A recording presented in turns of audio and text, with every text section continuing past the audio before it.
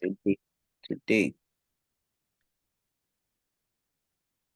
So this is the last lecture for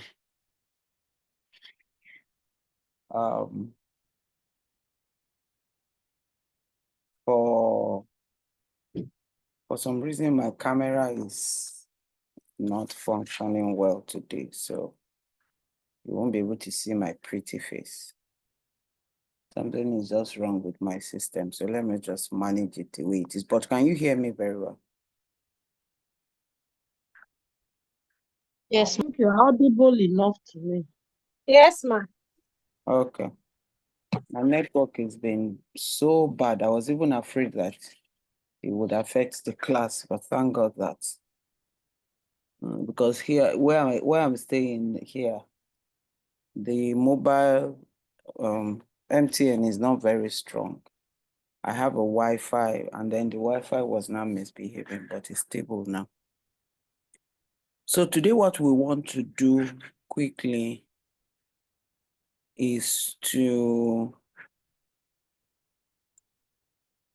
all right, what we want to do is to quickly run through imagination and fantasy, but more of imagination, and how this is helpful for the children that we work with in the area of cognitive development and intelligence.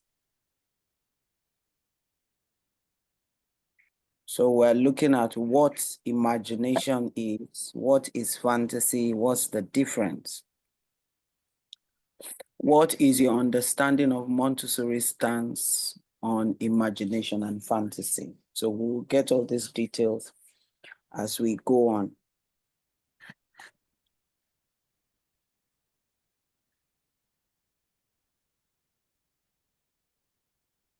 We can't talk about imagination without connecting it with intelligence.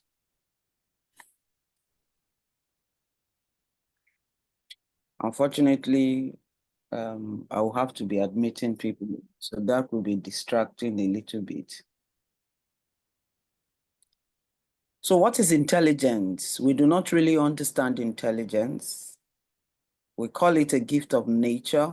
It is a superior quality that is not found in animals. So animals, they didn't evolve. So I don't want us to look at evolution now.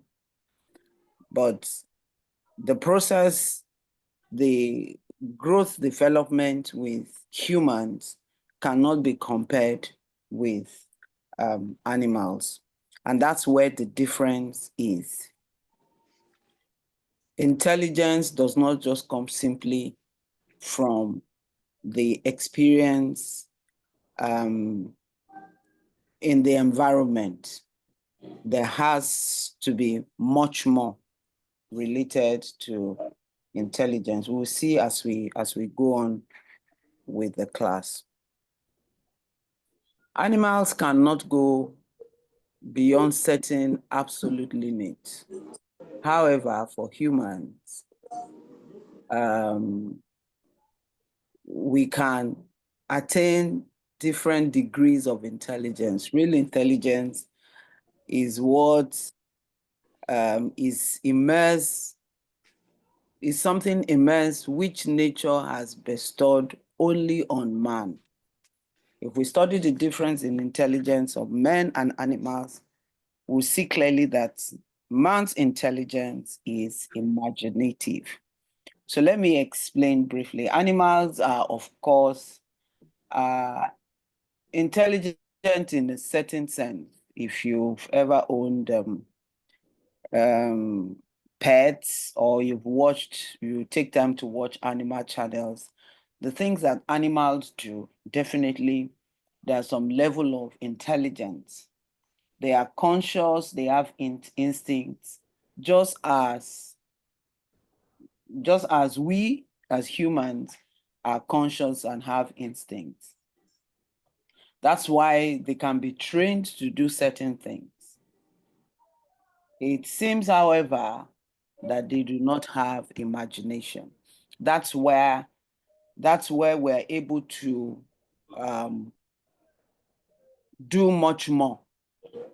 You know, I was reading somewhere and it says the only difference, what makes us different from the animals is that imaginative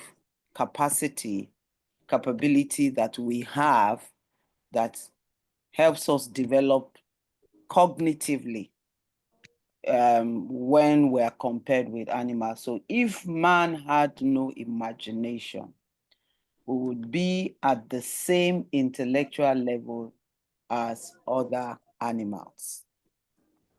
So that's what makes us different. We'll see why this is absolutely important when we're talking about the Montessori philosophy, why it is important. We're looking at what we can be doing in the classroom that will stir up imagination in children, help support their cognitive development and their creative ability. Again, I said I will need to be admitting people in, so I think MM is, maybe I should, Chinelo, are you using your laptop or phone? I'm using my phone, ma. Okay. Let me still make you co-host so that it No doesn't problem. distract. Good evening, ma. Good evening. You're welcome. No problem. Thank you.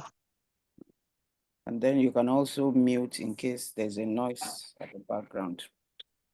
It's So I've okay, made ma. you co-host. Uh, So imagination is the true form of intelligence of man. Man is capable. I'm going to can lecture 24 to 27 to also help us read further on this imagination. I will scan it and send it to us. We'll be able to read further because I'm just going to run through this. I won't take too much time on it, so I don't bore you. But like I said, it is for you to understand why imagination is linked with cognitive development in young children, and why I think my camera is coming up now. Okay, good. And why it is important that we give children that opportunity for imagination. All right.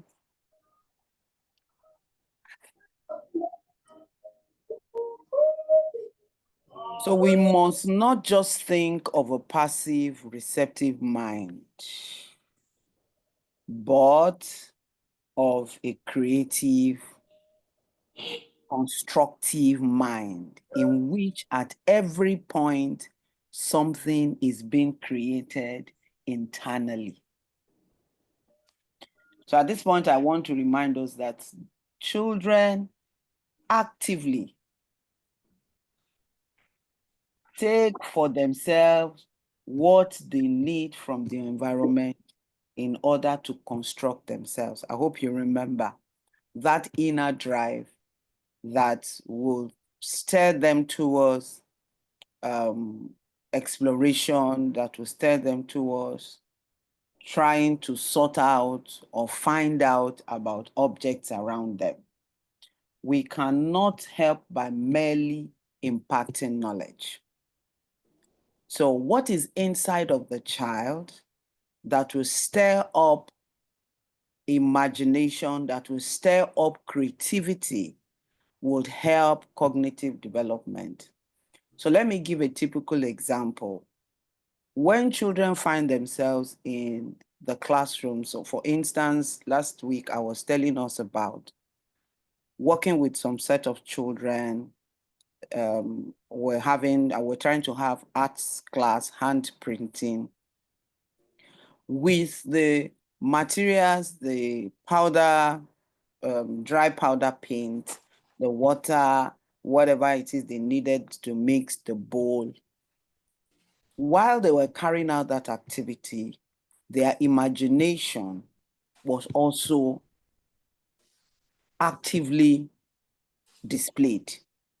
That's why they could by themselves. One of them started by saying, "Oh, this looks like pepper. I am making pepper." And they started role playing what they see happen around them.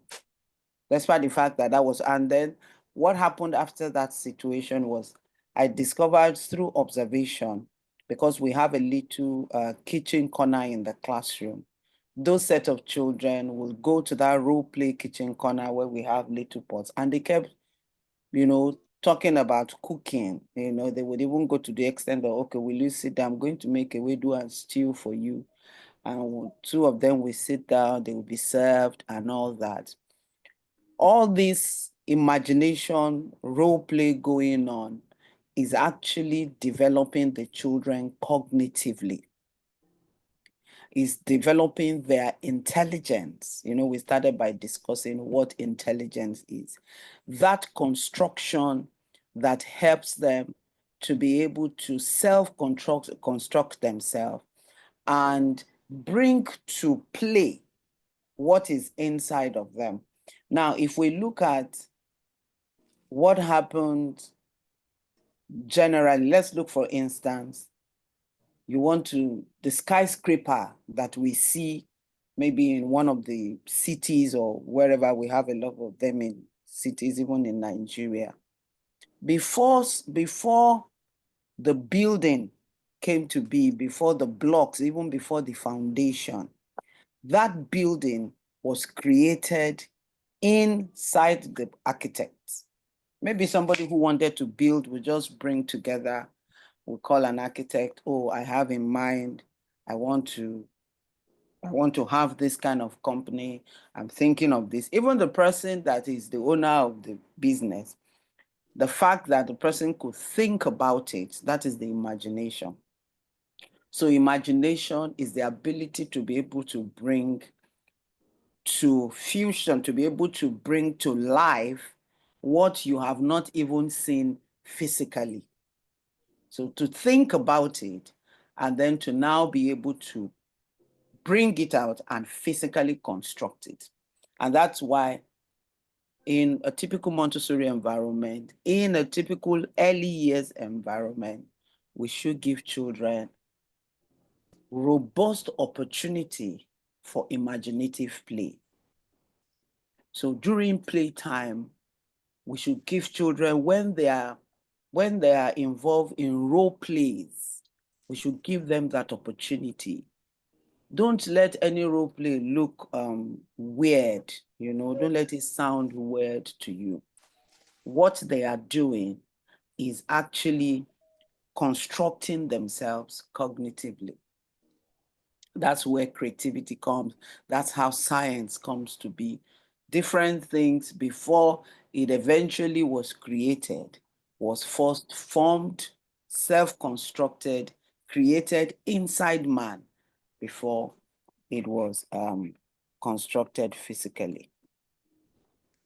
So intelligence is something much greater than what we had thought. It is not just a reception of images and the possibilities of having certain ideas in relation to them. What it is that it is something much greater, a great phenomenon, which is generally called imagination. So what we are doing is we are laying the foundation here for us to understand why it is important to develop children's imagination, the children that we work with. It is absolutely important that we develop their imagination rather than just feeding the children with facts and figures and fantasy without imagination. So what we need to begin to think about now is what is our learning environment like? Is it giving room for imagination? And that's where exploratory play is absolutely important. give children the opportunity to role play what they see around them and then even build on that role play. Recently, my granddaughter was with me and my husband was she was in our room. Both of us were busy doing something. And then she was with some of her toys. I was not actually seeing what she was doing, but she was also busy with her toys and it was role play. And then the next thing we had her say, okay, you guys, go to this side. Guys, then my husband just looked at me and smiled and he repeated, you guys, what is she doing? I said, she's self-constructing by herself. She's just there, role playing, was not TV screen time, but she has all sorts of um, I don't want to call them toys, but because of course you know Material. but yes, you know this is what I do. So she has a lot of hands-on materials that she works with. She has a toolbox that is for being a medical person, being in the hospital. If you see all these things, she knows what a syringe is, she knows what a stethoscope is, she knows what it is used for, and she will role play it. Sometimes she will come to me and say, I'm a doctor. I want to take your temperature. I want to, and she's able to even use all these vocabularies. So when we give children that opportunity, and she does, this role play because she has this opportunity to do it a lot. She even role plays with us, and she will come and say, oh, I'm making a cup of tea. Are you ready, Grandpa? I'm bringing the cup of tea. And she doesn't have even a jug in her hand, but she will just come, role play as if, and then she will tell him, give me your cup. And Grandpa too will use his hand like a cup, and she will do shh and pour it inside, and all that. So all this activity is actually developing the children's intelligence. It is developing their communication, developing their vocabulary, developing, and you see, as much as possible when we're giving children this opportunity, you need to be present in that environment so you can support. You're not going to take over the activity. So sometimes while they're doing it, they could use a vocabulary in a wrong way. And then you can smile and say, oh, you mean the teapot? Or you maybe they wanted to say teapot and then they call it a pot or something. So it's opportunity to help them develop. Our role and our duty is to give them this opportunity. So there are two factors that is absolutely very important when we're talking about construction of intelligence. The first activity which follows certain laws and allows the child to construct intelligence through experiences. So the first is activity, the activity that the child is involved in. What are the activities? Yeah, is it like we said last class? Is it focused, meaningful activity that is giving them the opportunity to construct intelligence through the experiences they're having with that activity? So the second and the greater factor is imagination, like I've explained. It is imagination that will enable them that enables us to acquire our culture. Like for instance, the example that I gave to you, the children role playing, cooking their own cultural meal. Like I said to you, a child there was mixing the green paint and said, this is a wedu. And there's a child there who is not a Yoruba, is not from the Yoruba culture. And the child wanted to know, what is a wedu? No, we looked somehow. And then the child started explaining, no, why are you saying that? It's green, is it? And they started explaining that from that mini activity. So to retain the images that we gather in our minds and to construct with these images, it also enables us to see that which is not there. So like I said, that imagination will bring to life what the child is experiencing internally if we give them that opportunity. There is a video that I would have wished, maybe I will quickly play it for us to see. I think I will play it towards the end. And a child who was seeking for something and kept drawing that idea or what he wanted. The teacher was trying to give the child something else, but the child wanted something else. And so if children have the opportunity, that freedom of thought, that freedom to be independent, that freedom to self-construct, and give them that opportunity, give them the activity and the experience to imagine and use their creativity, then we are supporting their cognitive development, we're supporting their intelligence. Montessori felt that man's greatness and what distinguishes us from other animals is the ability for us to see that which is not there, and that's imagination, that which is not there. As Christians, we talk about it, things that we see, the things that be not as though they were.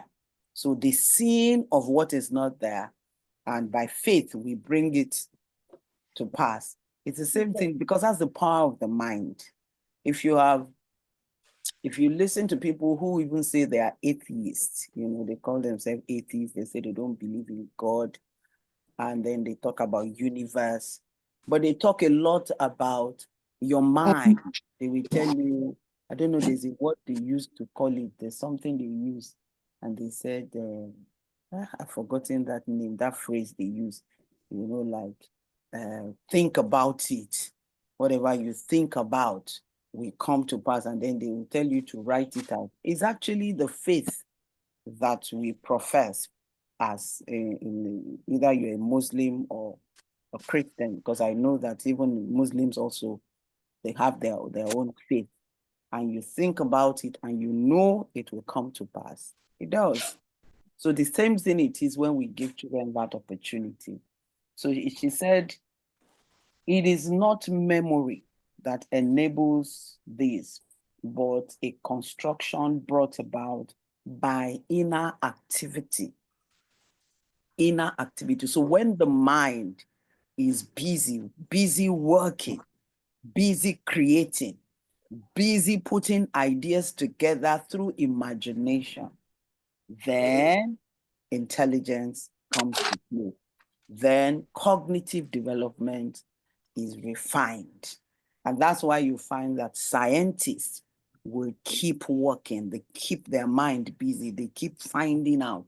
They keep the thing that is not physically there. The minds keep bringing it, and they keep practicing it and practicing it. And that's why today we have a whole lot of things that is happening around us, and you're wondering, can you imagine how powerful the mind of the human is? How powerful it is. I was discussing with my husband recently. When you look at what technology is able to do, is mind-blowing. What technology is able to do. Look at the artificial intelligence today. I remember, I think it was like 5, 6, 7 years ago when my first daughter was telling me, I don't know what we're talking, and she's been talking about this artificial intelligence because she's into tech too. And then one day she was telling me, we're just talking about computer, we're doing something. She said, Mommy, you have not seen anything. Artificial AI is coming. I've never heard of it then. I'm talking about like 7, 8 years ago. She said it's going to be mind-blowing. It's mind-blowing that it will be scary. And that's what it is today. And we have not, in fact, they say we have not seen anything yet. This AI that we're seeing, some have even been using it before now. So today you can speak, you want an idea, you want a video, it will give you everything. And all this thing is coming from the power of the mind. And it was put there by God. So it was not any juju. Once we have children we're working with, and that's why education cannot remain the same. These things I'm sharing with you, the children we are training today, we are training them for this world, for this artificial intelligence world. So how dare us remain in that era.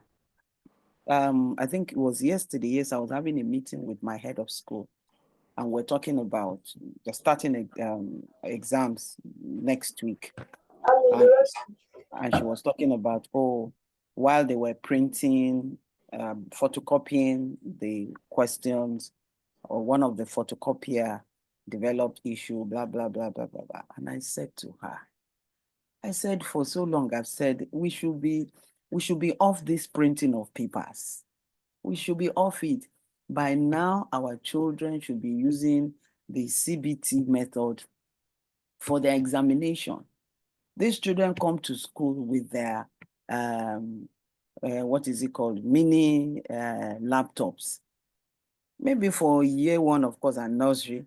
But all these other ones, we have it there. They do whatever they want to do online. And as they're doing it, result is coming out. And I said, we can do this thing. We shouldn't delay, because the truth is, these are the children where they are in this era. My granddaughter, who is 3 years old, if her mother gives her her phone, she knows the password. She will just press it straight. That's all. I remember she was telling me, say, don't let her see you when you are putting in your PIN, because that's how she knows. She was able to know. Her mother didn't tell her that this is my PIN, because she's always with her, and she will see when her mom is using her code. She said one day she just found her with her phone, like, what are you doing? She actually put the password, and she was able to. And that's the children we're working with now. So we need to be aware of this.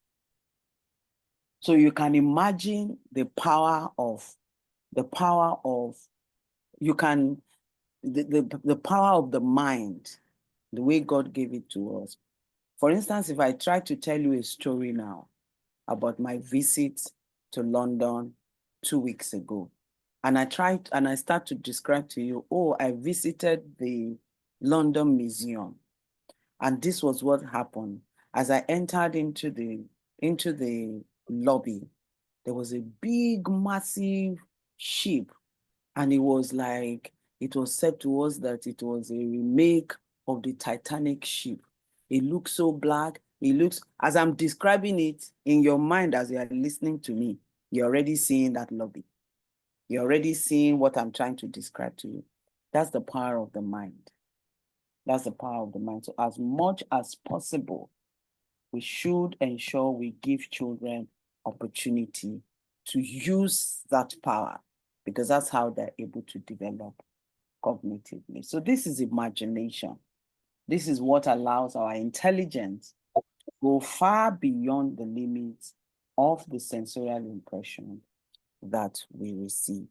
I ask again the question, how are we giving our children this opportunity to self-construct? So between the age 3 to 6 years old, the construction of the imagination is very powerful. Children have not only the power of understanding between this age group, 3 to 6 years old, they also have the greater power of constructing complex ideas. We see this in the period between the age 3 to 6 years, especially towards 5 years of age. Children are endowed with a power that enables them to reconstruct things which are very complex, and they do so with great deal of pleasure. So there is a Montessori, sensorial Montessori material that we call the tessellation shapes or triangle. There's a name it is called. So that there are different shapes of the objects, is made with wood, and they're called tessellations. So the different shapes is almost similar to jigsaw, and the children will now construct it, but they come in different colors. When you see children work with this material, you will be wowed what they are able to make from it. The way they will combine the colors, the way they will make a beautiful design, patterns from that tessellations, because of how their mind is able to construct complex ideas.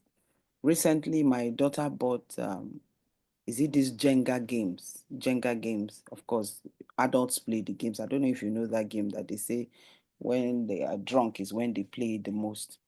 And then it comes with the dice. You put the dice and then you pick the colors. And because they are blocks and you bring it out and ensure that it doesn't fall off. When my granddaughter handled those blocks, she had a different idea with what she wanted to do with them. Completely different idea. And I was wondering, what was she doing? But she was constructing the way she was sorting out the different colors and trying to form something else with it. That's the age that they are in. So children are endowed with a power that enables them to reconstruct things which are very complex, and they do so with a great deal of pleasure. Our job is to give them this opportunity. Montessori explains that this is why young children love stories. I don't know if you've experienced this before. You will see they want to listen to stories. In fact, they want to listen to the same story again and again, the same kind of way that they are repeating activities again and again. They want to hear the story. And what is happening to them is they are replaying the story. They are adding to the story. They are remaking the story. So when you tell young children stories and you tell them, who wants to tell me, do you remember the story of Goldilocks and the Three Bears? Or let me come and use our culture. Do you remember the story of the tortoise and the hare? A lot of us know that folk tale story. And you told them the story how the hare can run faster, and the tortoise who uh, is very slow. The hare was boasting and saying, "Oh, I would. All I need to do is just boom, and I'm at the finish line." But how the tortoise started his own journey days before. Eventually, the tortoise won. When you tell them the same story you are telling them every day, they will still come and tell you and say, "Come and tell me the story of so, so, so, and so." You said it yesterday. They want to listen to it. By the time you are telling them to retell the story, they would have reconstructed. It's not reconstructed. The way they will retell the story, they will add up some other things to it to make it even more interesting. That's the power of imagination.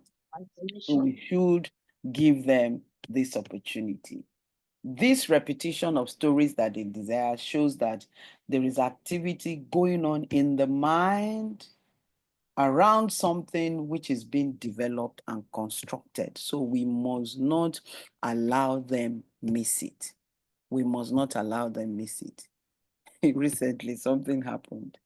And I said to sorry, I'm talking a lot about my granddaughter because she's with me for a while. So there's a lot I'm seeing.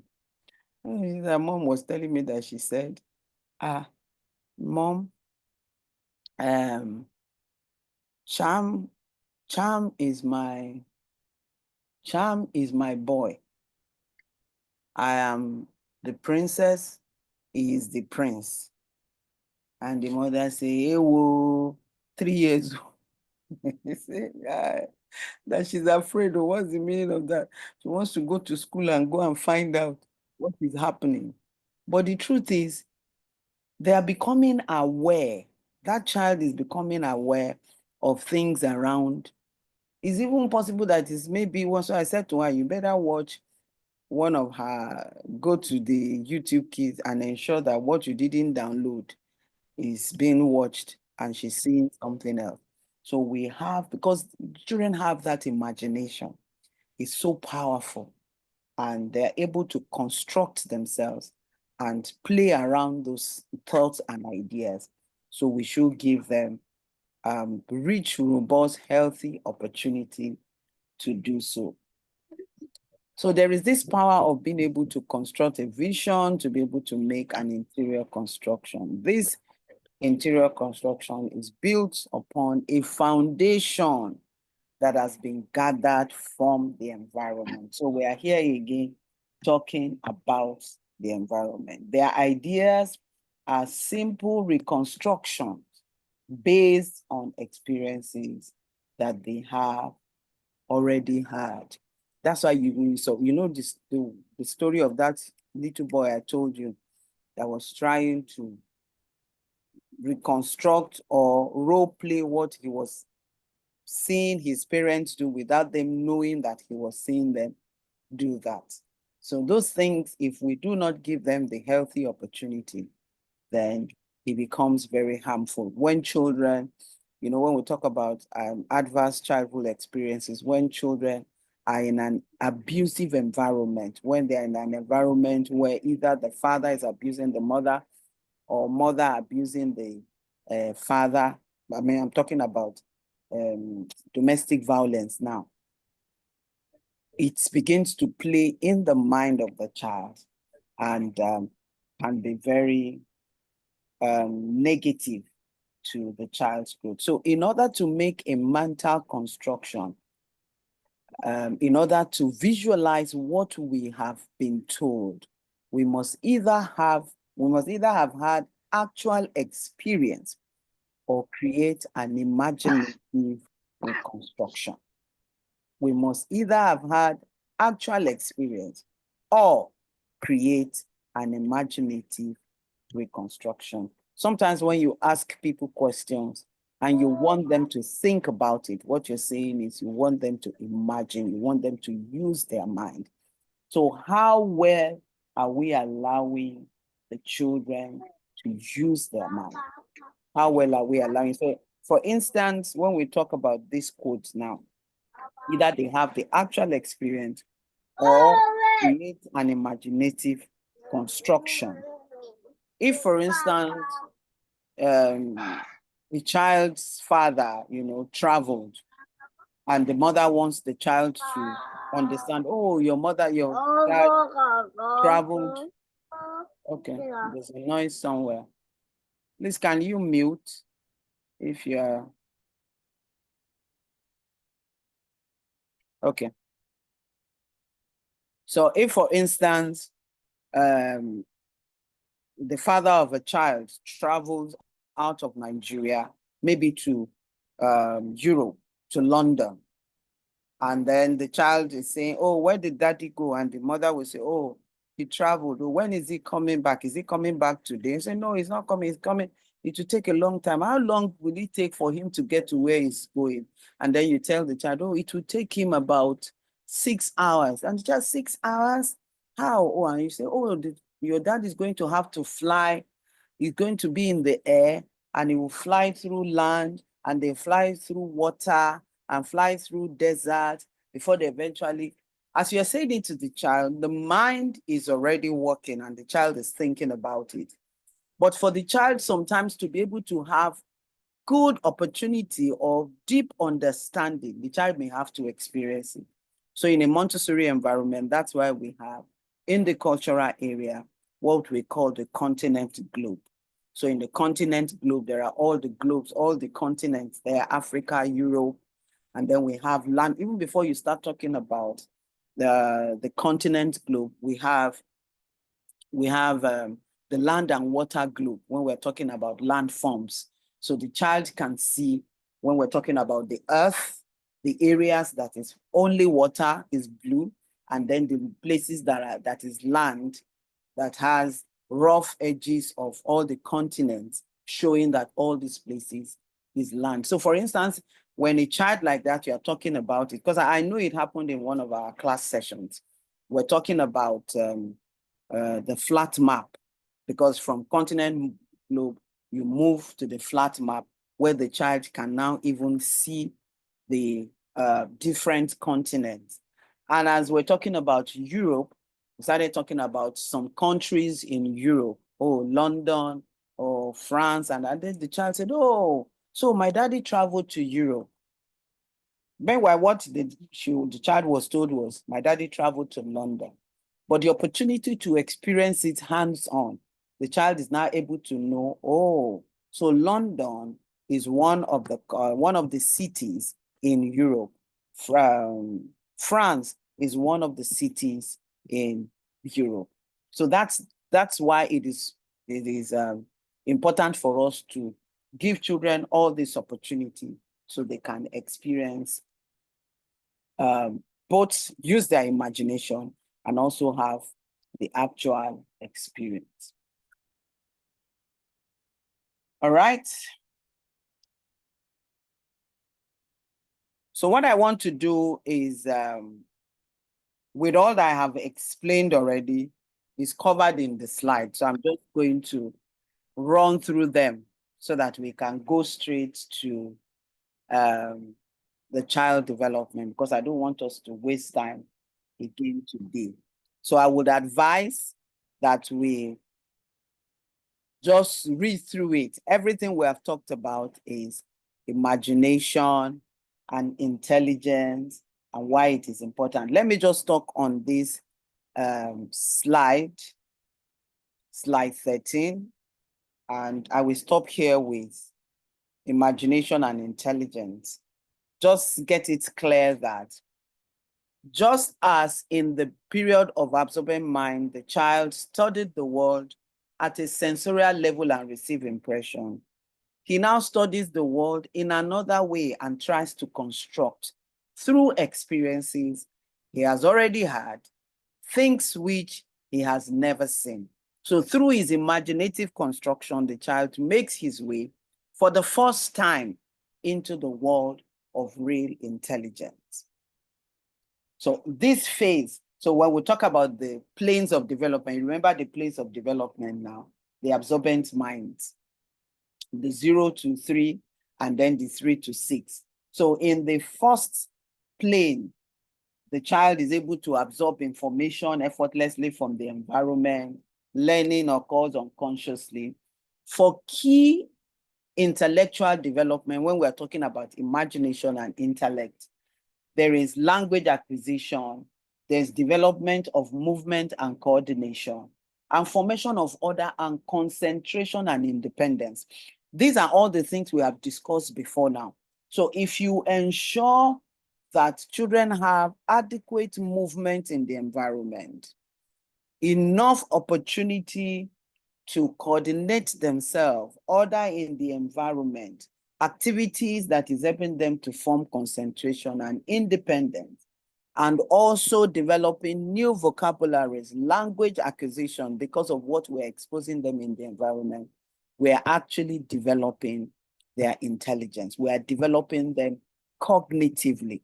We also discussed this last week. And then when we now go to the 3 to 6, which is the conscious absorbent mind, this is where you have key intellectual development like problem-solving skills, critical thinking, interest. They have interest in history, science, cultural studies, and also development of their imagination and creativity. So when we get to the cultural area, and when we start to do our practicals, when you see the cultural curriculum, you see that there's a whole lot of activities in geography, a whole lot of activity in history, a whole lot of activity in science for that age group 3 to 6. When we're talking about landforms and you're talking about peninsula, you're talking about island, you're talking about all those names, and they are able to understand it because they are not just learning it in abstract. You're able to see the landforms. All this you will see when we get to those areas. So the child moves, at this stage, the child is moving from concrete to abstract thinking.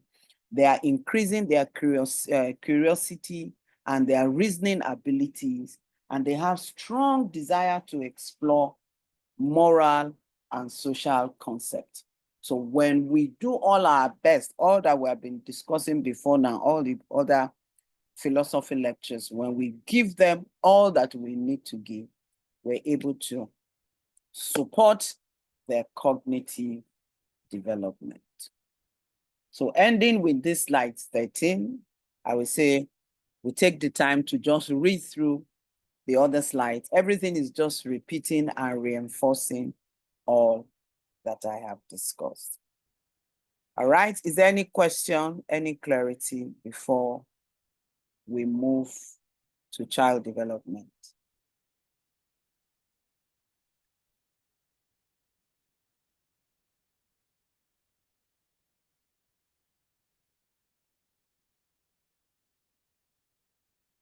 No You're question, ma'am. welcome. Yes. No question. Oh, no question. Okay. So let's go to child development. So for those who are just joining us, you're welcome. It's as if today was hectic for everyone. There are some people that have not been joining this class. And I'm looking at them with my side eye. Okay. is here now. So let me make her the second co-host. I'm so sorry for coming in late. Good I evening, ma. understand. I understand. Good evening. Okay. Happens. It's not your normal self.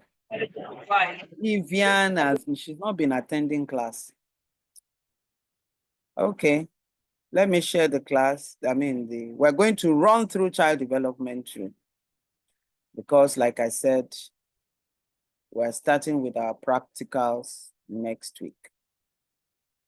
So child development is just to give us an overview. I know that almost every one of us here should have an idea of child development, except you have been running school and you didn't do any little training. Child development is a whole sub-course on its own. If we stay on child development, we will use we can do child development for 3 months. So this is just scratching it on the surface. Go and study, read through this thing. We have loads and loads of materials. Google is your friend. AI is your friend. Self-development is key. So when we talk about child development, is holistic development. Remember what we used to call this in our training? We call it piles: physical, intellectual, language. And when you talk about intellectual, we're talking about cognitive, social, and emotional and social.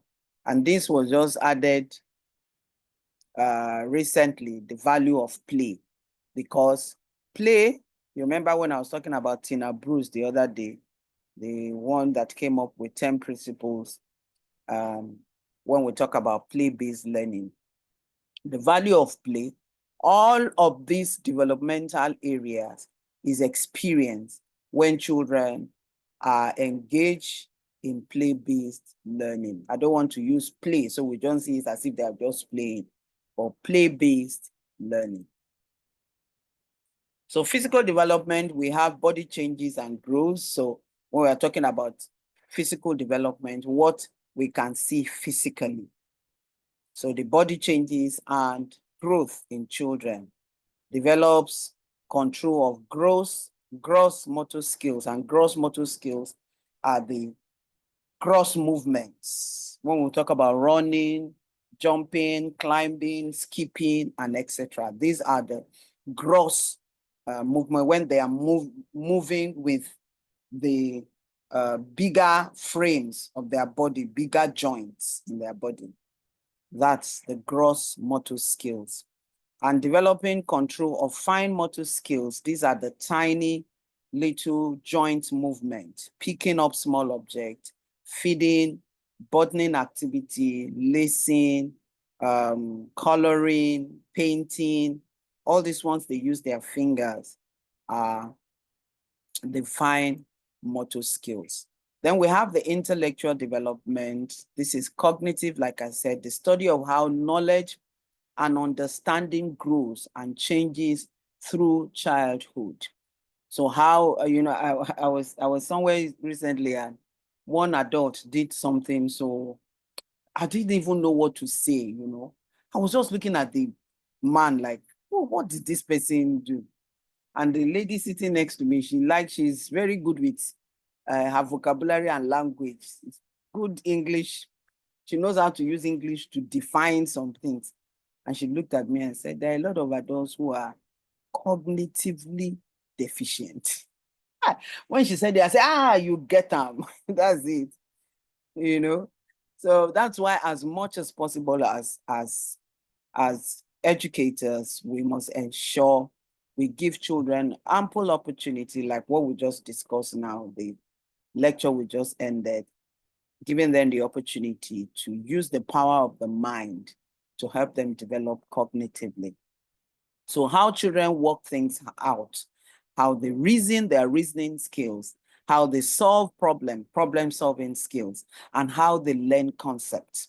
So all that we do in the Montessori classroom, the activities we present to them, the concrete activities that helps them with conceptualizing learning, is how we help children develop intellectually. We need to give children those support. That if you have children that you're working with and all that you're giving them is abstract learning, it will not develop them cognitively. You know, for a long time, we used to struggle and we say, our children don't know how to problem solve. They don't know how to, they don't, in fact, you find that in primary schools, we start doing things that will develop their critical thinking. But if in the early stage, especially between that age group 3 to 6, when they are now in the conscious absorbent mind, we expose them to a lot of activities that help them to problem solve and do a lot of critical thinking, like the lecture we just ended. We won't need to be teaching them special subject on critical thinking in primary school, because the brain is already wired. Remember what we discussed in the last class, that myelinization that is already taking place, and the brain is already empowered to learn from the environment because they have developed that cognitive power to gain knowledge and understanding. So we should give children that opportunity. We don't just teach them numbers. We don't just teach them alphabet. We give them the experience to be. So for instance, when we're teaching alphabets in Montessori, you're going to see those activities. I'm sure some of us have seen it. What we call I think I shared it in the general platform, the large movable alphabet. So even before the child gets to that large movable alphabet, you want to teach the child the letter sound. You start by using the sandpaper letters, where the child is tracing this letter sound and saying the sound. And then you now move to the boxes, and you're moving to the pink box. You're teaching the CVC, the consonant, vowel, and consonant. And then you move to the blend. You move to the blue series, where you're teaching the blends, and the children start to read 4-letter words. And then you move to the green series, where they start to even encounter where you're having silent sounds in words, how you don't pronounce the vowel sound when a vowel sound is at the end. All these things stage by stage, and all of it is concrete. You see how you use small materials, like I showed, like the one I posted on the platform, where the child will look at the object and say the name of the object, and then try to say the sounds for each of the word that the child just said, and pick it one by one and then blend it together. All this activity is the learning of concepts that is helping in the development of the child cognitively and refining that skill. Then language development. And when we talk about language development, it's all aspects of language: speaking, listening, reading, and writing. Absolutely. And this is where I remember when Folakemi was talking about, I experienced about 2 children or some children that came to her school, and they came from a so-called Montessori school, and they couldn't do anything. And she said something like, "Oh, would they not be mute? You know, like with Montessori system, no." And I said, is a no-no. In fact, Montessori children, if they find themselves in a real Montessori environment where they are empowered, where they have the freedom of thought, the freedom of intelligence, and they develop all that they need to develop.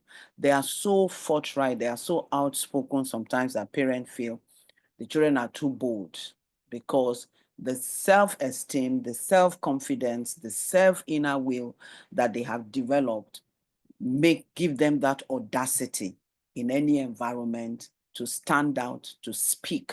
So, and when we talk about all aspects of learning, in listening also, there are activities where children practice listening so they can be quiet and listen, because it is in listening that you are able to comprehend and you are able to retell what you are being told. When we're talking about language development, it goes beyond just teaching alphabets or rote learning for for spellings, you know, where in the traditional school where you say RUN, run, BAD, bad, PA something something. That's not language development, because for the phonetic, the children to be able to have that phonetic ability to be able to listen to sound and know what the name of an alphabet, what the sound is for an alphabet. So we say A is the name of the alphabet. What sound does A make? B is the name of the alphabet. And then when we're really doing it, we start with um, alphabets that they can blend easily. That's why in most schools we use the Jolly Phonics system.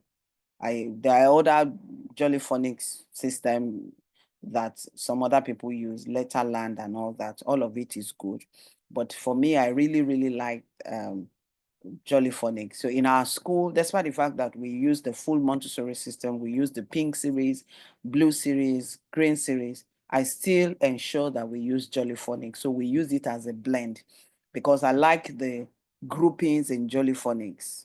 I'm sure some of us, is there anybody here who is using Jolly Phonics? Yes, ma'am. Yes, man. I use Jolly Oh, Phonics. yeah.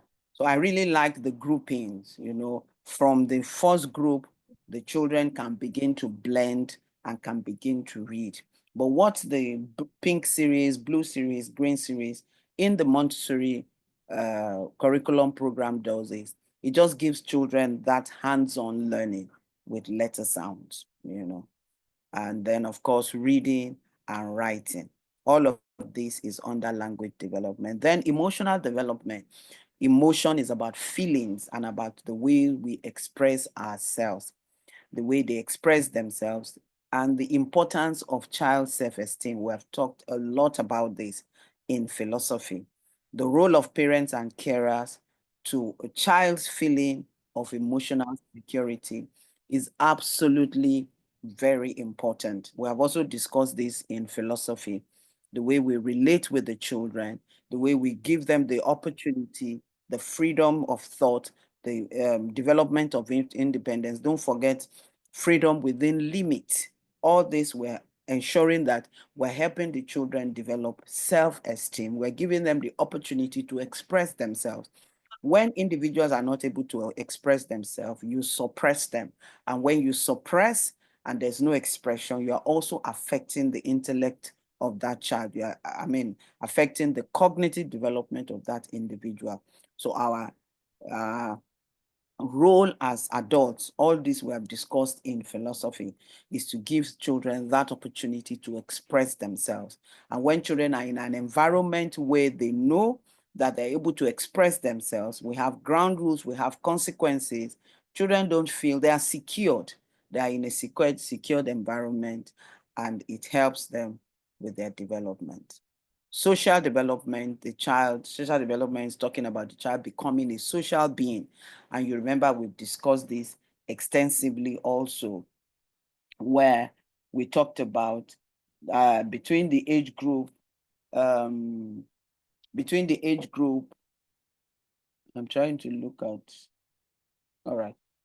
Between the age group 3 to 6, where they are already developing the social cohesion skill. Well, apparently this thing was giving me a wrong, but it's okay. It's all right. The timing I was looking on my laptop is like almost how many minutes? 15 minutes more than my second laptop.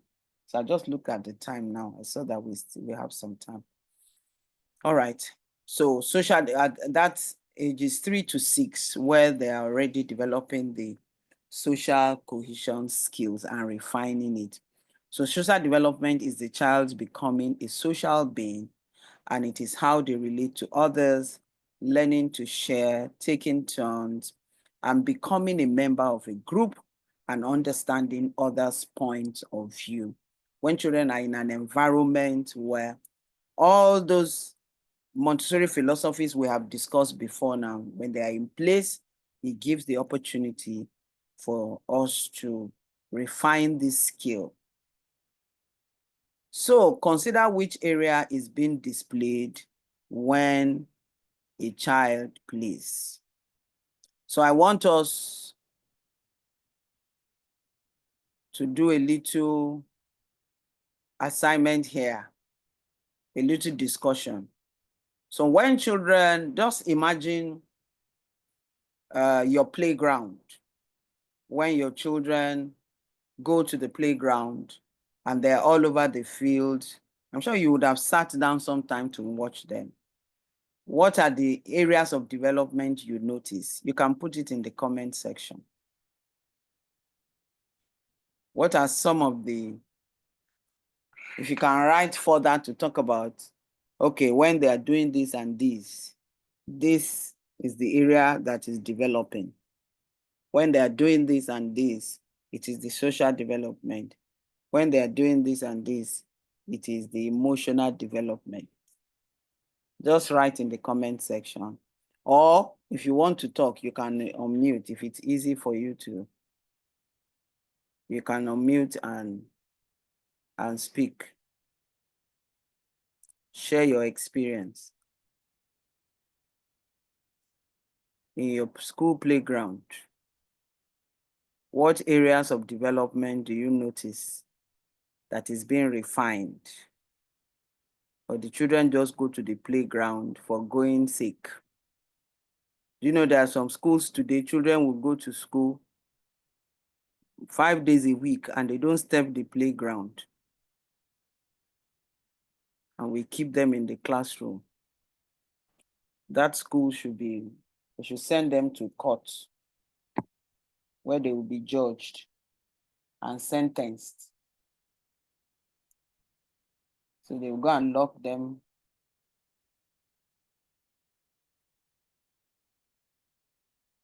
No, our class on Saturday is 7. No. I just saw a message here now. Boss, it's Wednesdays that is 8 o'clock, 8 p.m. Saturday is They 7. did not send a link, so I did not see the link on the group. So that was sorry. why. Yes. And you know, we already pinned it. It's pinned on the page. It's permanently there. Thank you. Sorry about that. Who is saying something now? Playground. Share with us what, from all I've discussed, what is happening at in your playground. Oh yeah, now. I'm the only one always talking. Who is going to bathe the cat? I'm talking, ma. Thank you, Jerry. At the playground, when they are allowed to move around, you see them jumping, skipping, doing all sorts of things. And in the process, I believe and I think that their muscles are being built up. Absolutely. Yeah, their muscles, and they're happy too. Yes, and that happy is what? Always emotional development. Social emotional. Emotional, yes. What else? Give another example and then link it to the development?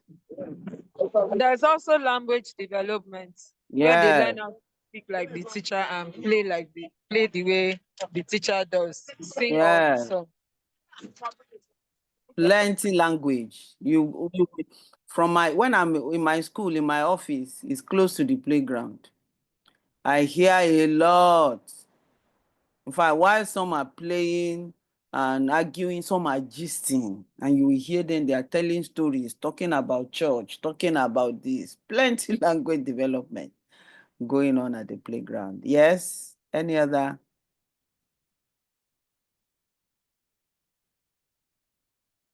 What about, can you talk about the scenario, aside from the fact that they are happy, that relates to emotional? When they are angry, Mm-hmm. So tell us, give example. for example, somebody uh, doing what they wanted to do, or in Mm-hmm. taking turns, somebody override their own time. You see, they Mm. show the anger, or sometimes even not talking in their emotion, in their Yeah. gesture. Won't say that. Yeah. So have you ever witnessed where amongst them they try to solve the problem? Yes. Yes. Yeah. That's emotional development. You will see sometimes you are just there before you intervene. You will see sometimes, especially if maybe you have different age group at the playground at the same time.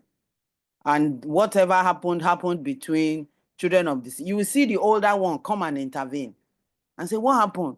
Oh, why did you push him? No, you should have done that. Okay, say sorry. Next time. Okay, have you been? I wanted to be on the swing and he did not allow me. And then that other adult will say, but how long have you been there? Okay, let's count 1 to 10. 1 to 10. Once you are done, you come down the next page. Have you witnessed that before? Or you don't have playground in your school? Me too, I don't have space in my Yes, school. ma. Yes, ma'am. Uh, I have small playground, but it happened. And I We always use feel a so small happy when I playground see as a them. playground. Cently, are you saying something? I said we create small space as a playground. Yeah, so me too, I have small space. And so they're able to do whatever they have to do there. But it's so heartwarming when you see all this child development that we've just talked about uh, taking place at the playground. And that's why play is absolutely important. We give them that opportunity. If I ask you another question now, role play. Some of you've seen them, real children role play in the class. You don't, most of the time, you don't even need to have a special corner. They role play by themselves. And you see all these things happening. All right? So holistic development, there will never be an instance when only one of the areas is being developed. They are always interrelated. Each area interrelates with the other. So like we have discussed, now it's just playground. But at that playground, look at all the areas that is happening. Language is going on, social is going on, emotional is going on, problem-solving skills is going on, and is intellectual development. All of it is happening at the same time. So that's why it's the holistic development put together. Okay, so let's look at physical development again in depth. I think I've talked about this. It begins from conception, body changes and growth. I've talked about gross motor skills and then the fine motor skills. So you need to look at, you see all these activities. What are you doing in the class? What are you doing in your school environment that is helping this? When children go to the playground, do they have this opportunity?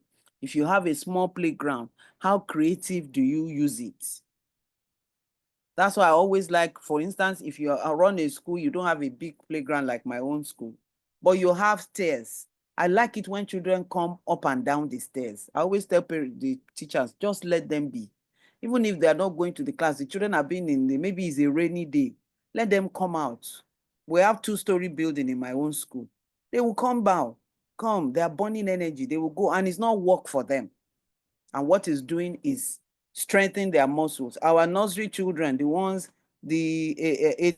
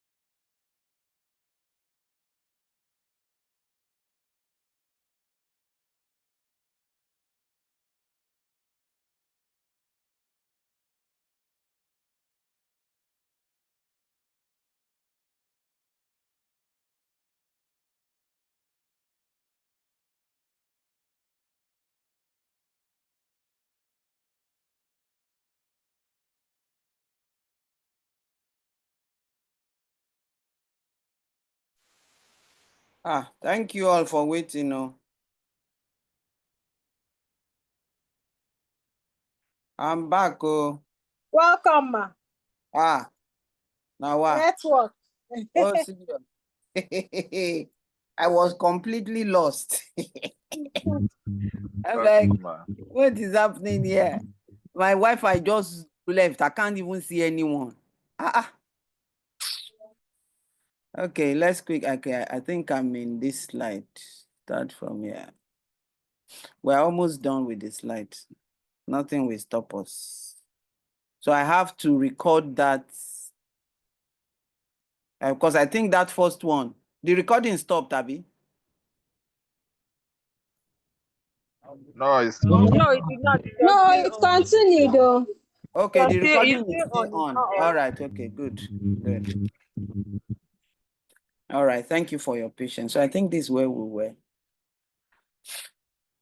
So understanding physical development.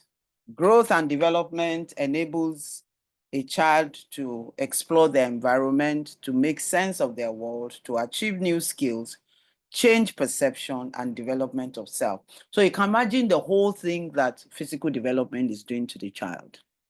When children don't have opportunity to move around, they will not have the opportunity to explore their environment. When they are not able to explore, they cannot problem solve. They cannot engage in critical thinking. They cannot engage in reasoning. That's why you find that the moment children start to toddle, the moment they are able to move around, they scatter the whole house.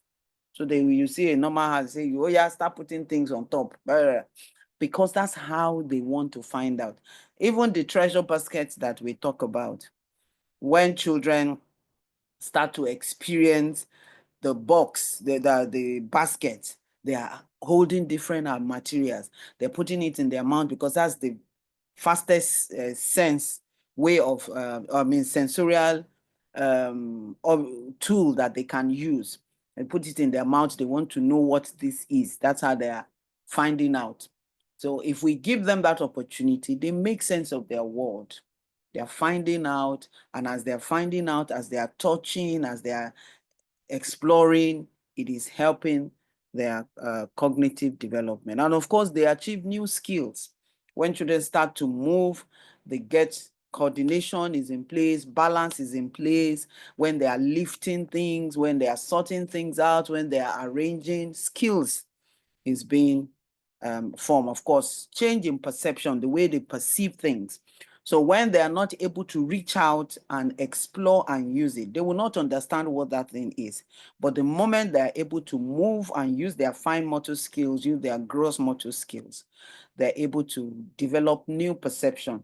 Of course, the way they will perceive something, when you are seeing something from one angle, the way you see it from another angle will differ, because there is physical development, there's movement taking place, and of course, development of self. All right. So physical development is the way in which the body gains skills and becomes more complex and efficient in its performance. Definitely, the more you move it, the better it gets. I was at a women's conference today where I went to speak, and then somebody also came there to speak on health, and I was talking about exercise. She's a physiotherapist, and she was talking about the importance of moving, the movement of our movement, what it does to our joints, and was even giving example. The one she gave that stayed, and I told myself, I said, I must start moving again. I stopped moving a while ago, and I'm feeling the wahala in my body. And she gave example that when you don't use your joints, the elasticity of our ligament, or what did she call it, that the way the rubber band is, when we stretch the rubber band, it comes back to his state. Say, but when you leave the rubber band for a while, you just keep it somewhere. By the time you come back to that rubber band, after 3 or 4 months, what do you notice? The rubber band is melting. So that's what happens to our ligaments, our joints, when we don't move it. And that's what happens also when the children don't have this opportunity. So Physical development is a way in which the body gains skills and they become more complex and efficient in its performance. We can also see this in sports and different athletic skills that people, the more they do it, the more they become experts and perfected. So growth makes new behavior. First, the child starts to stand, holding things. From there, they take the first 2 steps and start to walk. And the moment they start perfecting their walk, you know, children, they don't want to walk anymore. They want to be running. And then we tell them, use your walking feet. Have you experienced, if your school has upstairs, they're going upstairs, they're supposed to take step 1, they are taking step 3. They are coming downstairs, they are jumping down. You know, the energy is just there to want to use that skills. Also, physical development affects cognitive, social, and emotional development. We've talked about that earlier on. Determines potential in experience, affect independence, self-esteem, self-worth. Yes, because the more they are exploring, the more they are developing their minds, the more they are engaging with others, the more they are able to express themselves. Like we said, all these developmental areas are interrelated. And of course, it affects their independence. When they're able to do things, fine motor skills, they develop themselves. And as they develop themselves, they're developing independence. They're also developing self-esteem and self-worth and self-confidence. Definitely, it affects response, treatments, therefore, affecting independence and self-esteem. It also, confident physical skill also support cooperation. Active, build muscle strength, lung capacity, bone density, fitness foundation is built in childhood. Control of large and small small movement for later purposes like writing and reading. So that's why we must ensure that we give them enough activity with their fine motor skills. A lot of this you will see when we start our practical lab activity next week. You see activities that they can do that would help them with their fine motor skills. And the same thing with movement. Give opportunities for children to move in the classroom.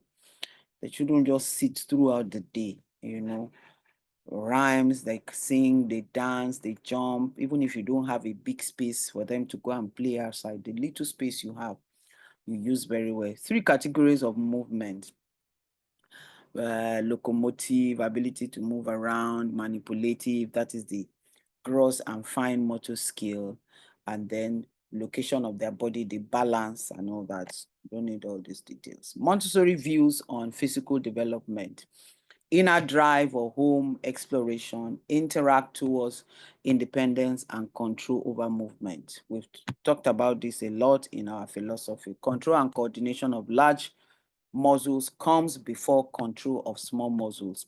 So they start first with the bigger frames. That's why even from babyhood, you see children start to move their hands before they start to use their fingers. Freedom of movement and repetition to master skill is absolutely very important. And of course, activities of everyday living.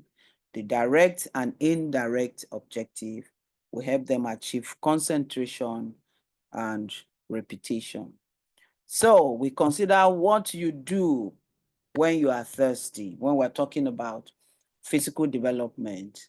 When you are thirsty, you just go straight on, take the bottle, open it, pour it in the glass, pick it up, put it in the mouth, drink. When you are done, put it in the sink, close the bottle back. As I'm talking, I'm thirsty, so let me drink water. I have my water in front of me here.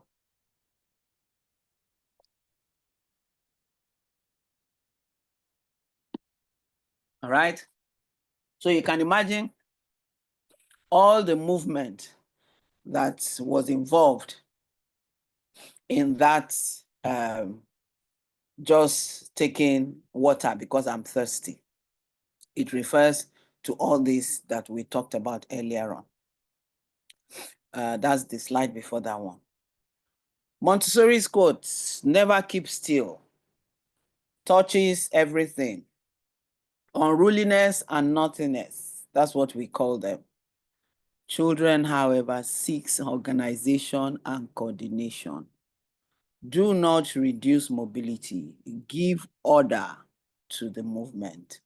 So instead of saying, they are not keeping still, they are touching everything, they are unruly, they are naughtiness, help to give them order for that movement. And the only way you give them order for that movement is, sorry. What did I just do now? I found out that you are not seeing my face.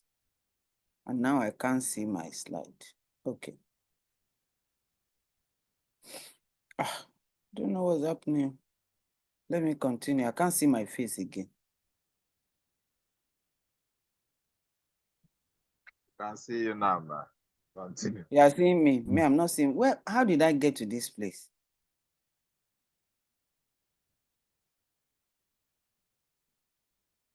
The network is not even stable. The network system is misbehaving, Abby.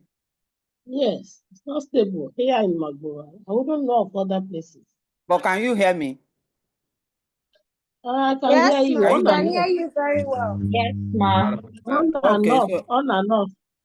hey, We sorry, can maybe hear your you own well. side too. Anyway, let me continue. Let me just leave whatever is happening.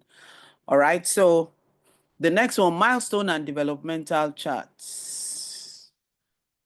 All this one is talking about what is expected. Please go and read more on this. If you Google Google will help you with that. Developmental milestone for children between the age group 0 to 6, where you will see what they are supposed to be doing at age 0 to this, what the head should be doing, how they should be turning or be able to do belly play, when they should be climbing. All those developmental milestones, they are important for us to note. Though children will grow at different pace, but at least we should know those developmental stages. That's physically. So emotional and social development is about feelings about yourself, feeling about others, and feeling towards others. Self-esteem is the way we feel about ourselves, and it is linked to self-image. The mental picture we have of ourselves. So when children have a low self-esteem, it will affect their self-image. That's why a lot of us as adults today, we have those challenges because we have that foundational issue with self-esteem. So we should be aware and very intentional how we take care of the children's emotion. Emotional development, express and cope with feelings in a socially acceptable manner. So it's how we express and how we cope with feelings in a socially acceptable manner. For this to happen, a child needs to have security, needs to feel important, needs to have worth of caring for, loved and liked, must feel special and feel accepted. Look at all this and ask yourself, the children in your environment, do they have this opportunity? Do they have secure attachment with their feelings? If we want children to have a healthy emotional development, then we should ensure that all this is available for them. Social development, social being. So family, neighborhood,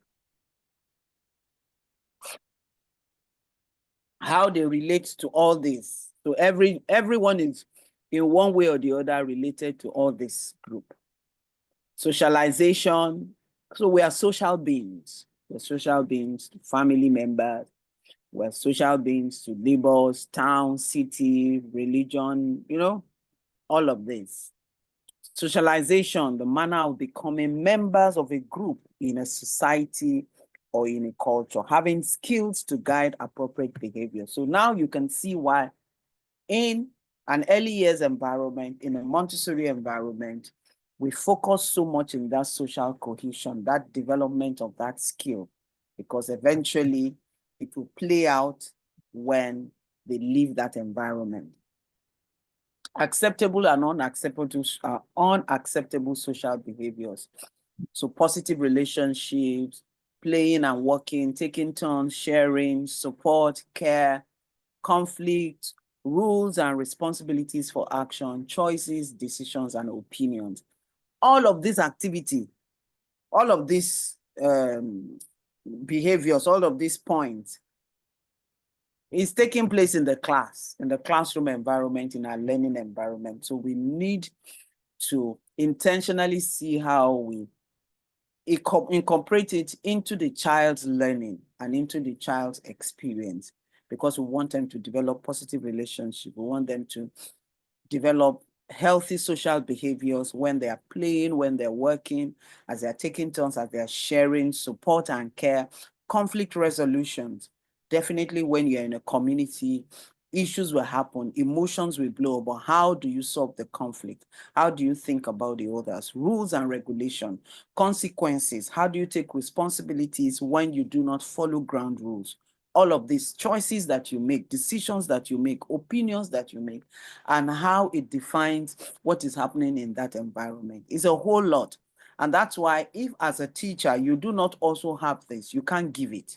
So that's where we talk about, that's when we're doing our Montessori, the Montessori teacher, we talked about the spiritual preparation of the teacher, which is actually your mind, your emotion, your attitude and behavior. All right. The link between social and emotional, they are interlinked. Not feeling good about self is difficult for you to cope with others. They say what you don't have, you can't give. They also say there's a saying that hurting people will hurt others.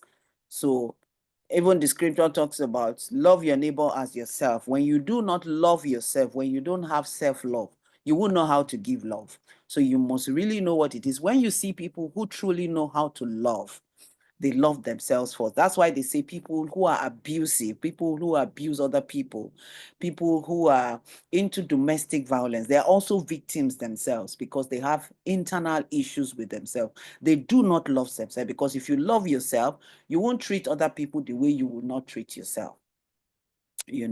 So it is important that this is links. If emotion is not handled well, it will affect social development. Can't cope with others, and your response is always negative.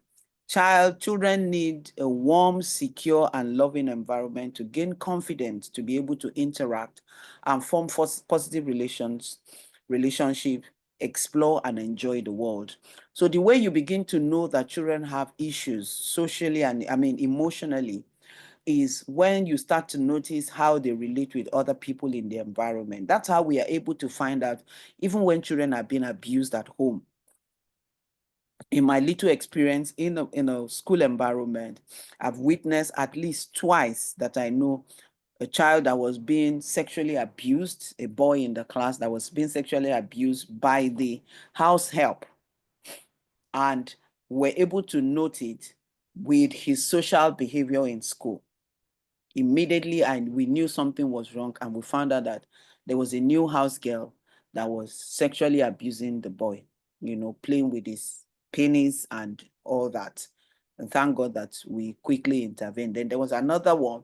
The child was had a stepfather who was abusing the child physically. And we just noticed the way the boy was. His social relationship in class changed. And I called him one day, we're talking to him, he just started crying. And, we're looking closely and we noticed a mark. The uniform covered it a bit, but I saw a mark and we lifted it up. And lo and behold, when I took, because I was teaching then in a school, took him to the head teacher. The head teacher just lifted up that, Mr. Gumede, if there is a mark here, let's look at the body. And we lifted up the boy's uniform and he had fresh bulala mark on his back. It was a very, in fact, my head teacher, she's a very emotional person. She just busted out crying. You know, even the boy was shocked what was happening. So these are, if we're very Wow. observant, children come into the class, you will notice. Children just come and they are sitting by themselves. And that's what happens a lot abroad. And they don't joke with those things. My friend, my very close friend that I stay with in UK when I traveled, her last born, it was with prayers that they didn't take that boy from her. Social workers, the boy was away from her for almost 2 months. And what happened? Because of course she's a single mother, she was a bit, at that period, she was really at the point where she couldn't help herself. And she was always yelling at the boy. You know, and I know there was a time I was with her and I told her, I said, look, you need to work on yourself. I know that it's hard. Then little thing, she would just be screaming all over the house, Benjamin. And on this particular day, the boy shut the door. You know, she was leaving to go to school. She also is a teacher, and the boy was in class. I think he was about 6 years old then, was in year 1, 5 going to 6. And she will always tell him, whenever you want to shut the door, because it's this jam door that once you lock it, if the key is inside, that's all, you can't enter. So the boy forgot to bring the key out and shut the door. And my friend just went gagas in the car and was hitting the boy. And that's all. The boy went to school and he was not himself. You know, he was just looking sad, unhappy. He was not socializing. And you know, Igbo people now. My friend said, long and short, anyway, they must have questioned him. And he told them whatever he told them. My friend said she went to school to go and pick the boy. And as she was getting there, somebody just saw her and said, oh, the head teacher would like to see you. And she got there and there were 2 policemen waiting for her. Long story. The boy was with foster parents for about 2 months. We did a lot of fire prayer and court case before she, and because they don't joke with things like that. Like, oh, this child is already being abused, you know. But in Nigeria, it's a normal thing now. You give the child boss. If some parents even give them head boot, your head will correct straight. Maybe very soon we'll start arresting those kind of Hilarious. Okay. Attachment and emotional bonding.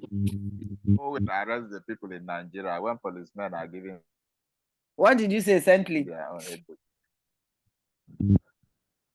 Did you say something? Sorry, ma. Please, I have a question, ma. Okay, please go ahead. Please, aside being withdrawal, how can you also know that a child is being abused or being molested, and aside of being the child will withdraw, like how you one also noticed? Most of the time, or by So many other observation. ways. Yes. Somebody Children wants don't to say really have. something.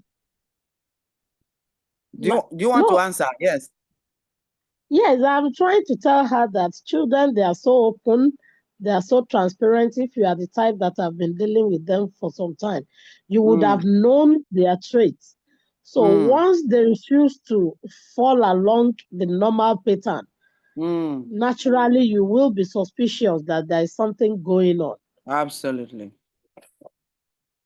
Absolutely. So it is important. You see, that's where the skill of observation is very key. Let me share another quick experience I had some time ago. I think, was it here or maybe it was in the main, one of those webinars that I said, a boy in my class who was always doing well, blah, blah, blah. He just stopped doing his homework. He will say his homework is not, he will say he forgot to do it, blah, blah. He won't bring, I'm like, this boy is not like this. What's happening? And one of those days, his friend wanted something. And he told the friend, go to my bag and pick it. I was in the class.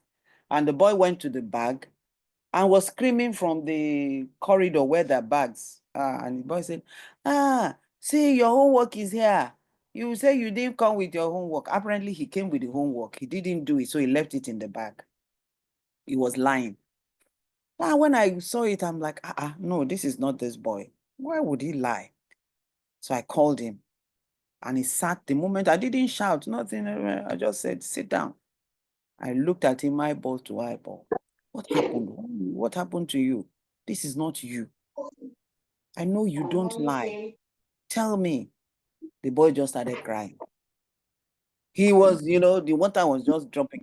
Year 3 child.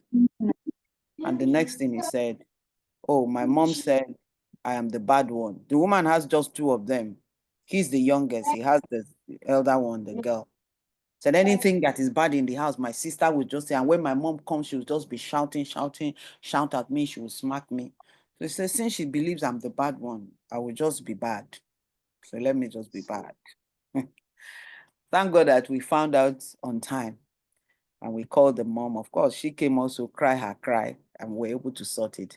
So it's important. So if we want to look at it, that boy was emotionally being abused. It was emotional abuse that he was going through. Because this abuse is in different form. We have sexual, we have physical, we have, all that. So we just need to be very observant, and we're able to find it. Okay, attachment and emotional bonding. When we talk about attachment, there's something we call secure attachment and insecure attachment. Insecure attachment is what we want to avoid when children feel insecure to the key persons that they are attached to. There are ages, like it says here, between infant. This attachment is formed between infant and the carer in the first year for important foundation for future relationships. So how babies are only, when they see strangers, they cry, security and trust, sensitivity and motivation and response. So you see all that when they are coming to school for the first time, the psychological trauma, separation, and they have that has lasting effect. So when they have insecure attachment, it could be a form of psychological trauma. So when you see children, they're crying non-stop, sometimes you will find that they don't, something very interesting happens sometimes. A parent that would come to pick the child in the school and the child would be crying, would refuse to go home. Yeah. And the child will cling to the caregiver. It was crash. And I will not forget it that day. The woman came. I was just, because she would come very late. She was working in, I don't know where she was working. She comes very early. She will drop the child and then she will go. Sometimes 6:30, 7 p.m. She's not back. So it's the nanny that was taking care of that child.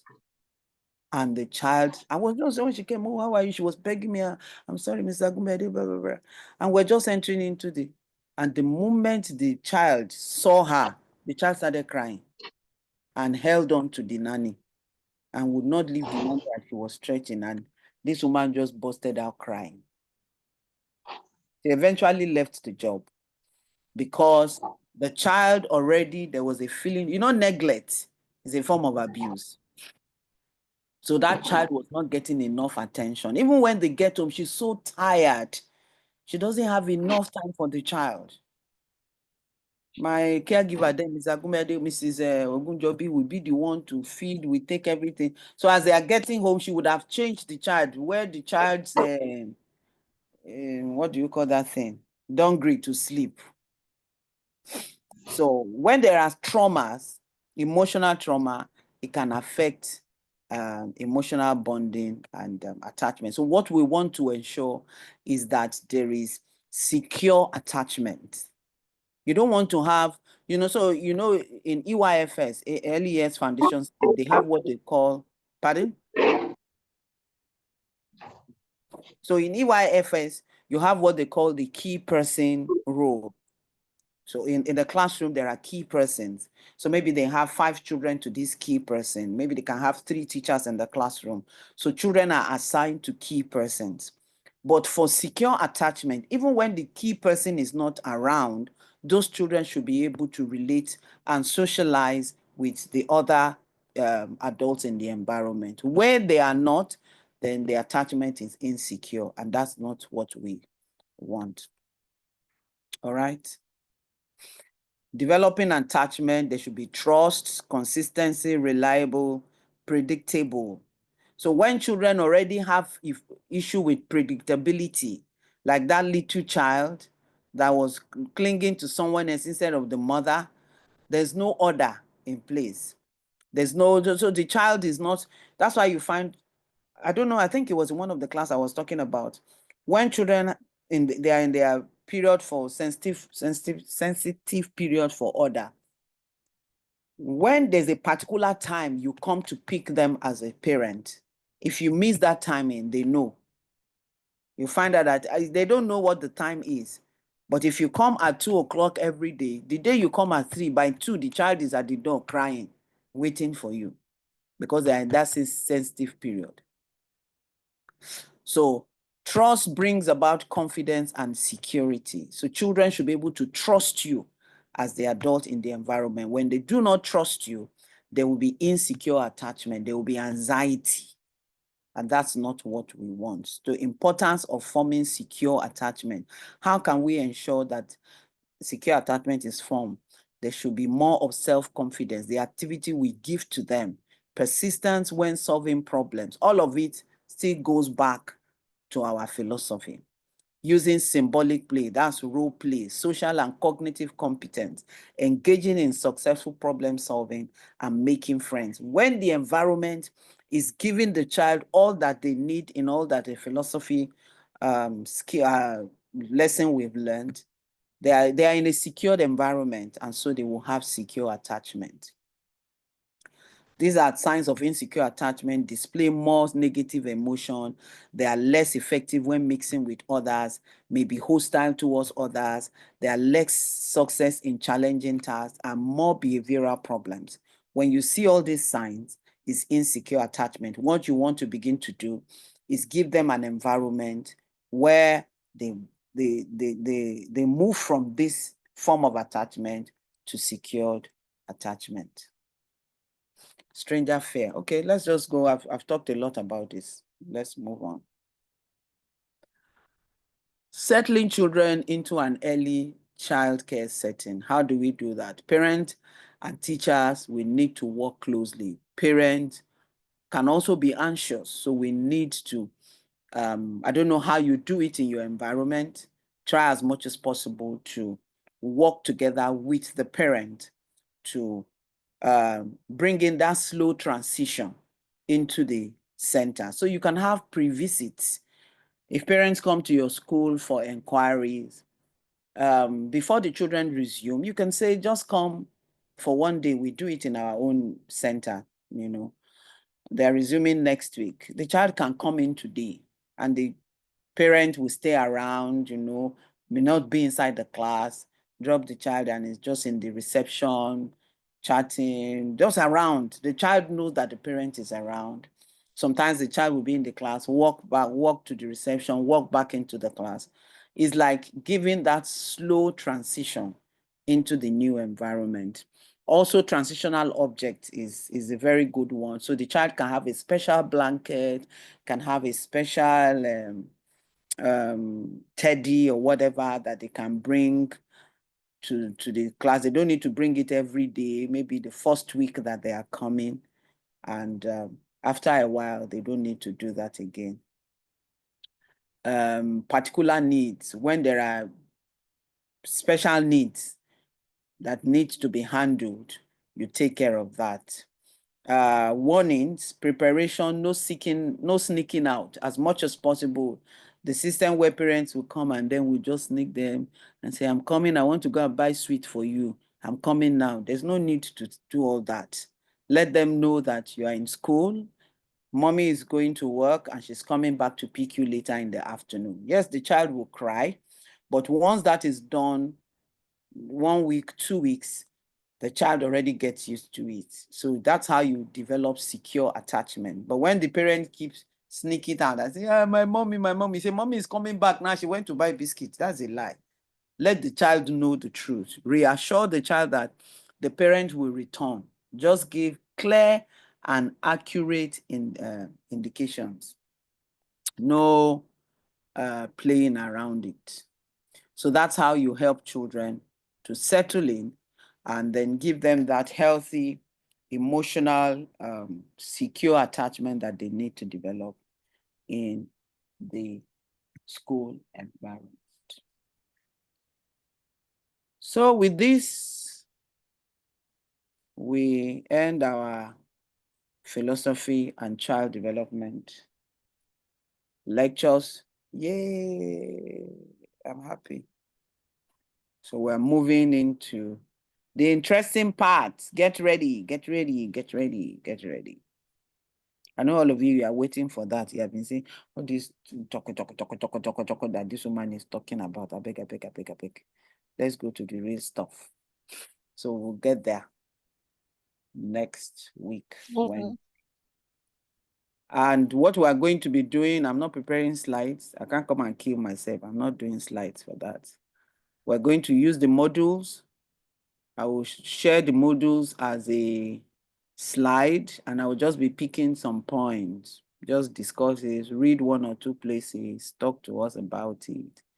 We'll go to, and the way it's going to work is the recorded videos that I have. I didn't record all the activities. If we have to record all the activities, you can't even watch all of it. For instance, the math that I have that I recorded, I have almost 50-something videos. I know there is no way you will all be able to watch 50-something videos. It is not possible. Possible. But whichever one you can watch, it will be there for you. I will start uploading them little by little now. So what we're going to do is, because all of it, we already have, they are in form of lesson plans. Step by step, we'll look at the objective, we can look at some pictures, how to present it, then some other ones that we have that will have the recorded. If there's anyone that I feel that we need to present physically, I would also show you those ones. Maybe I'll have to bring it, we'll look at it, look at the materials, talk about it. But if you see your modules, they are very clear. All of it is pictorial. You have the pictures of all the activities, very easy to follow step by step. And you will really enjoy the class. We're going into the part where you will have your aha moments and your minds will be blown away with those activities. All right, so begin to get ready. From next week, of course, our teaching practice will start by the time school is resuming. I'm still working on finding out schools in those areas. It's a bit very difficult for me, but I will get to you. Maybe by Wednesday, I should be able to do one or two things. So once we start the class on Wednesday, I would also be putting in a little bit of the teaching practice. There's a teaching practice folder, because for each of the activities, once you start your teaching practice, we have 6 areas of development of activities. Every week that you go for your teaching practice, you will use for what's it called now? One area of activity. So week 1 will be practical life. Week 2 will be sensorial. Week 3 will be math. Week 4 will be language. And for each of these activities, you are going to develop one activity. That will be your assignment for each of those areas. You will develop, so it's not going to be the same activity in your module, because you have module and you have, so you are going to recreate your own. When we get there, I will be explaining to you. But just I'm preparing your mind. All right, it's 9 o'clock. Any question? Any clarity before we leave?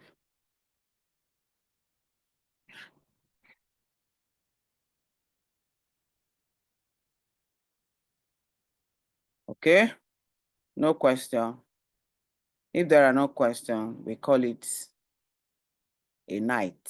No question, ma. Thank you very much for the class. I know that when we read through and go through again, we'll have more room to Clarity. apply and then come back. Yes, come back and Yes. say, okay, this is what we did and this is not what this worked. I think that's it. No wahala. God Thank bless you you, so ma. much. God bless you all. Thank you, ma. Have a great service. Those of you who are going to church. Thanks so much. See you next Thank week. you very much, Thank ma. you, ma. Thank you. Good The night. philosophy and child development has been very interesting. It Thank hasn't you, been ma. boring. God bless you, ma. It has not been what? It hasn't been boring. It has been very enlightening, very interesting. Oh, I like that. I like that. Interesting. Hasn't been boring at all. Thank you. All right. Thank you for that. All right then. Good night. Good night, ma. Yeah, bye.